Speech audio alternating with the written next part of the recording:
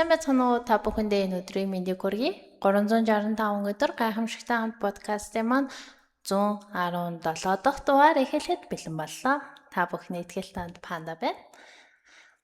Wherever you are, it is your own friends who make your world. William James.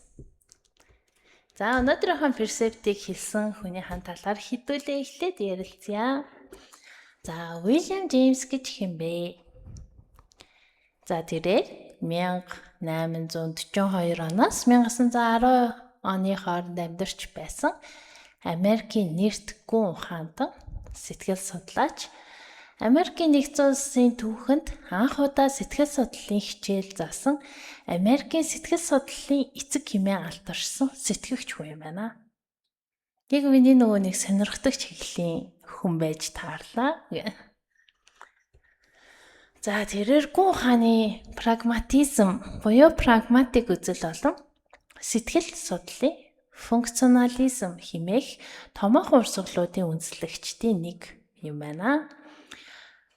Тэрээр оюун ухааны өндөр боловсролтой гэр бүлд төрсөн бөгөөд түүний төрсөн дүү нь Америкийн алдарч зохиолч Хенри Джеймс юм байна. William James хүний ухамсар, сүсэг бишрэл, сэтгэл хөдлөлийг шинжлэх ухаан болон амьдралын практик үр ашигтай холбон судалснаар онцгойрдог хүн юм байна. За түүний 12 жилийн турш бичсэн The Principles of Psychology хэмээх 1200 гаруй хуудастай бүтээл нь дэлхийн сэтгэл судлалыг бие даасан шинжлэх ухаан болгон хөгжөхөд хамгийн чухал суурь болсон юм байна. Вау, 1200 хуудастай The Principles of Psychology. Үнэхээр сонирхолтой байна. Энэ номны ядаж нөгөө нэг хураангуй ч юм уу ревювийг бас нэг олж унших ч юм уу сонсож үзмээр санагдчихлаа. За мөн тэрээр хүний ухамсар, бодол санаа нь тусдаа тасархай хэсгүүдээс биш, харин тасралтгүй урсах гол мөрөн шиг байдаг гэх ухамсарын урсгал хэмээх нэр томьёог шинжлэх ухаанд оруулж иржээ. Ер нь бол тийм шүү дээ. Хүн ер нь бол хизээч бид нарын бодол бол тасарна гэж бэдэггүй шүү дээ. Зүгээр тэр нөгөө бодож байгаа бодлоо анзаардгүй болох байсан шээ. За тэгээд мөн Джеймс Лангийн сэтгэл хөдлөлийн онол гээд сэтгэл хөдлөл нь гадны нөлөөнд үзүүлж буй бие махбодын хариу үйлдэлээс үүдэлтэй гэж үзсэн онолын талаар онолын санааг дэвшүүлсэн юм байна. Бид гунигэлсандаа уйлдаггүй, харин уйлж байгаа учраас гунигэлдэг гинэ.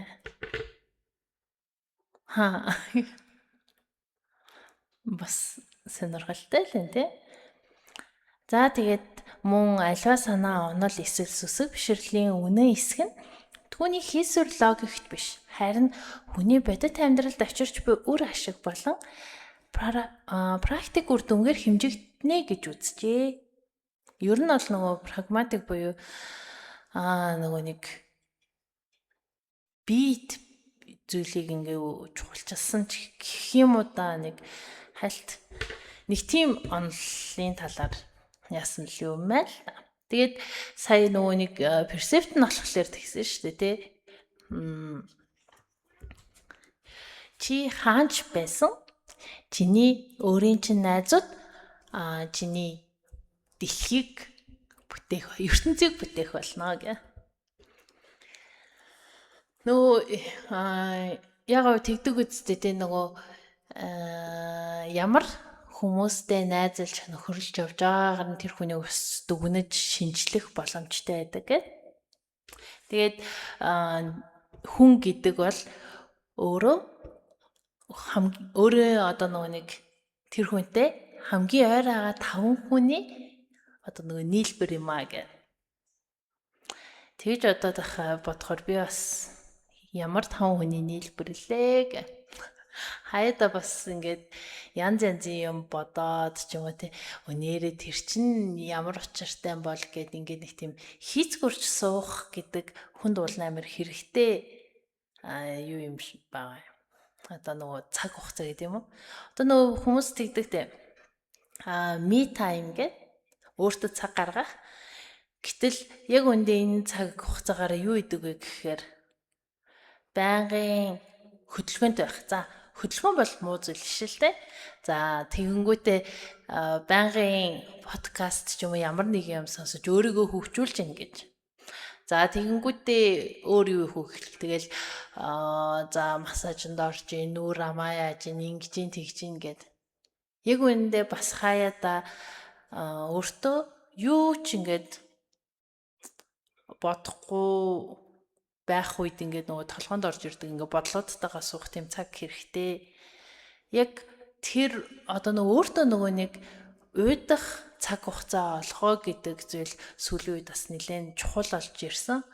Яагаад гэвэл одоо бид бүгдийн нөгөө нэг сошиал хэрэглээ буюу одоо энэ электроник юунод цахилгаан юу гэдэг гар утас тэг компьютер зурагт тэгэл энэ YouTube, Netflix гэл ингээд хэрэгжилж байгаа хэрэглээ маань бүр биднэрт байгаа цаг хугацаанаас бүр хамаагүй даваацсан хэрэглээ. Тэнд ингээ байгаад идэг бид нар бүгднийг ингээ үзмээр, ингмээр байгаа ч гэсэн бидний цаг хугацаа бол хангалтгүй. Тэгээд яг ийм мөчөд болохоор бид нарт ингээ нөгөө нэг уйдгартай байх, юм хийцгүүрэх, хийх юмгүй байх гэдэг нь өөрөө жоохон тийм айдас болж ирдэг. Ингээ нэг юм байх одоо юу гэдэг гэртээ ирэл хоолоо ягаал ингээл юу гэмдэ гэртээ ирэл ажилласаа ирчээл хоол ундаа идэл ус мусанд орчол маргаашийн бэлтгэлээ ачаал тэгэл нэг жоохон цаг гарангууд яг уу зурагт мурагт үзэл тий. Яг уу тэр маань ингээд нөгөө нэг тийм муу зүйл биш ч гэсэн хаяада одоо 7 хоногт ядаж ганцхан өдөрч болтгой өөртөө нэг тийм эргэн тойрноо ингээд нэг тийм ажигладаг. Яг одоо байгаа цаг хугацаанд ингээ өөрийгөө нэг тийм авчирдаг. Нэг тийм цаг хугацаа хэрэгтэй юм болов. За тэгээд би бас нэг талаараа ингээл амар сүртэй бас ярьж лээ л да. Тэгээд яг энийг ингээ нөгөө хэрэгжүүлээ гэхээр бас тодорхой хэмжээний юм нэг саад тодорхойтой толгарч байгаа. Тэг яг одоо нөгөө нэг яг миний яг өөрийн хувьд болохоор ингээ тийм шилжилтийн амьдралынхаа нэг тийм юм шилжилтийн юунд ирсэн цаг хугацаа үед ирчихсэн.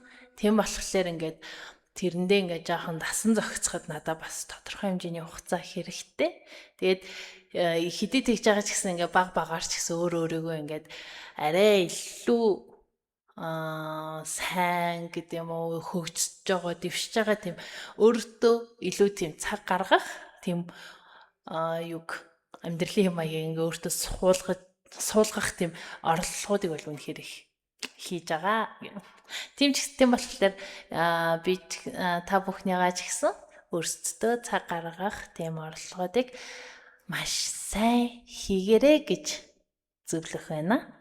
За тэгээ өнөөдрийнхөө дугаарыг энэ хүргээд өндөрлөө. Энэ хүртэл хамт байсан та бүхэндээ баярлалаа. Баяртай. 365 хоногийн турш чамтай хамт байх чиний итгэл таанд Панда.